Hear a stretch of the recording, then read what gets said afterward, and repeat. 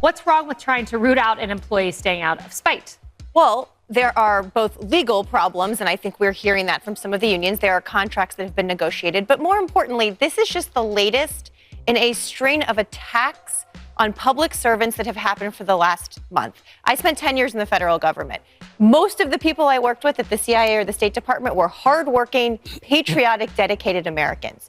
These federal workers aren't just in Washington, they're around the country. We had 1,000 Veterans Affairs employees fired by DOJ in the last few weeks, including some that man the suicide hotline for veterans. We had FAA safety officers mistakenly fired, and people that work on avian flu. The reason our eggs are so expensive is because of bird flu. So moving fast and making public service employees feel like the enemy and make it seem like it's something that's dishonorable is very difficult for people across the country. And that's why you see people in red states and red districts going to town halls with their members and saying, I have honorably served my country for 20 years, and I got fired for no reason by Elon Musk, who, by the way, makes millions and millions of dollars from the federal government himself. One follow-up on that question. So about the deadline, Alina Habba said that you have until tonight. Elon Musk said a failure to respond a second time would result in termination. So is that a real deadline? Should federal workers be looking to that guidance, or should they be looking to the agency heads? Like, what is the actual deadline?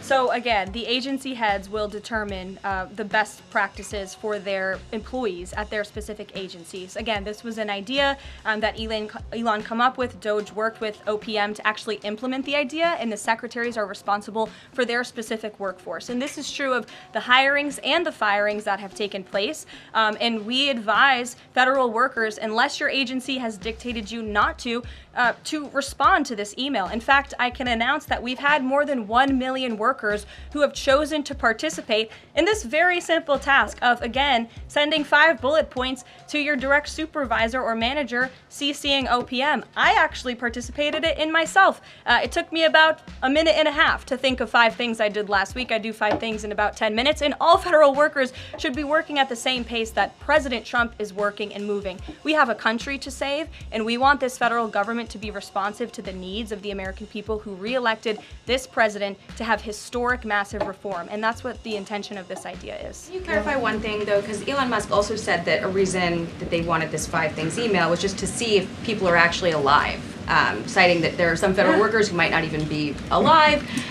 So meantime, NBC is reporting that these responses are going to go into an AI generator to evaluate whether these jobs are necessary. So is it just to see if people are actually working, or is it an effort to maybe cut some of those jobs? I have not seen that NBC News report, and I haven't heard that from DOJ or from Elon himself. Again, this is to ensure that federal workers are not ripping off American taxpayers, that they are showing up to the office, and that they are doing their jobs. That's what the American people expect, and it's a very simple task to complete. I did it myself, and I was more than happy to do it because I'm very grateful that I am serving the American people on the American taxpayers' dime.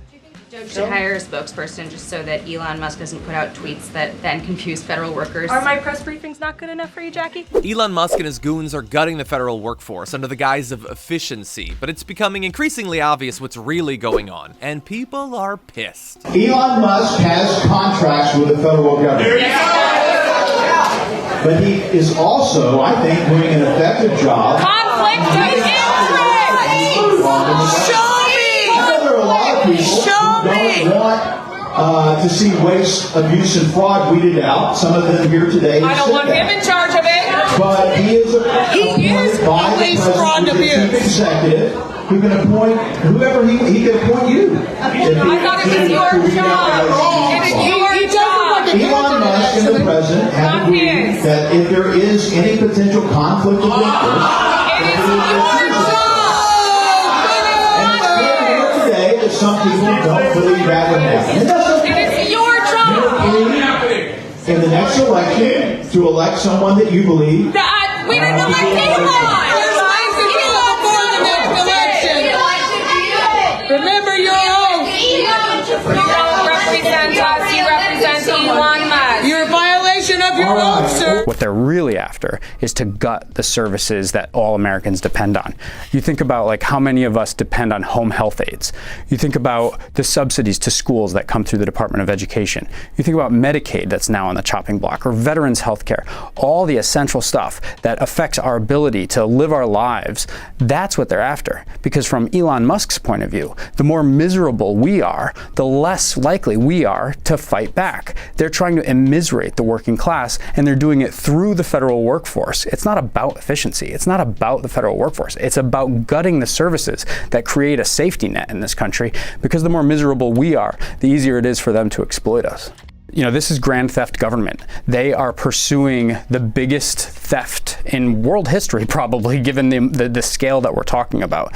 And it's going to be up to not just federal workers, but to the broader public, because it's the whole public sphere that's at stake. As the Republican budget is announced and people see that the services and benefits that they rely on to live will be slashed to fund more tax cuts for billionaires, there is going to be an absolutely massive groundswell of anger. And there is nothing that Republicans can say to convince people that their Social Security checks deserve to be slashed, or that their personal health care is some sort of unnecessary expense. It's obviously not waste, fraud, and abuse when it's your life that's on the line, but as brutal and as painful as these cuts are going to be for millions of Americans, and they will be that, this is an opportunity to expose what the right has been hoping to do for years. If you vote for Republicans and you're not rich, you lose. What Democrats need to remember is that they're supposed to be a real alternative, not just the status quo party, but a progressive and hopeful alternative to the chaos, fear, lawlessness, anger, and hatred of MAGA. And make no mistake, people will die as a result of these cuts. That's real. Whether due to cuts to research, loss of medical coverage, or because of the hope and despair of living as a marginalized person in a country that seems hell-bent on utterly eradicating you. We need to use this anger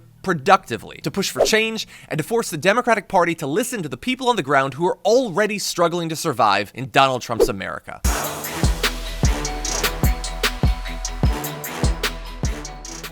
Members make a difference here at TYT. You help make the show happen, and we see you in the chat with your loyalty badge. Click the join button to become a member today.